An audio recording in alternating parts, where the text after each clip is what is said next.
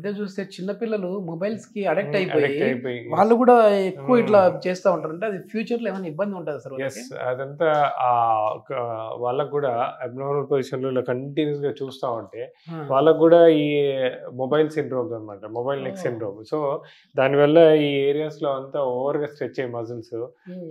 చిన్న చిన్న నర్వ్స్ అన్నిటి మీద ఎక్కువ ప్రెషర్ పడి కంటిన్యూస్‌గా పెయిన్‌లొస్తా ఉంటాయి వాళ్ళకి. ఓకే. పీఆర్‌పీతో దీనికి ఎట్లాంటి ట్రీట్మెంట్ ఉంది సార్? అంటే ఈ డిస్క్ బల్జ్ అయిన వాళ్ళకి గావచ్చు, దీనికి సంబంధించి ఏమైనా పీఆర్‌పీ అక్కడ ఇవ్వడం వల్ల మరి పెయిన్ తగ్గుతదా అండి? ఆ! ఒకటేంటంటే అండి, దీంట్లో 2 రకాలుంటాయి. ఒకటి మనకి డిస్క్ ఎప్పుడైతే డీజనరేట్ హ్మ్. అయితుందో, హ్మ్. ఆ డీజనరేట్ అయ్యి ఆ డిస్క్ స్పేస్ నారో అయ్యి పెయిన్స్ రావడం ఉంటాయనుకోండి. Hmm. Hmm. So, intradiscal PRP. Intradiscal PRP ఇయడం వల్ల ఆ డ్యామేజ్ అయిన డీజనరేట్ అయిన డిస్క్ మళ్ళా కొద్ది వరకు పెరిగి నొప్పులనేది తగ్గుతుంది. ఓకే. రెండోదేంటంటే మన స్పైన్‌లో చూసినట్టయితే అపార్ట్ ఫ్రమ్ వర్టిబ్రల్ బాడీస్ ఇవన్నీ చిన్న చిన్న జాయింట్స్ ఉంటాయండి. Facet joints. ఓకే. ఓకే. ఈ ఫేసెట్ జాయింట్స్ కూడా అరిగిపోయే ఛాన్స్ ఉంటది. హ్మ్. వయసు హ్మ్. రీత్యా అరగచ్చు.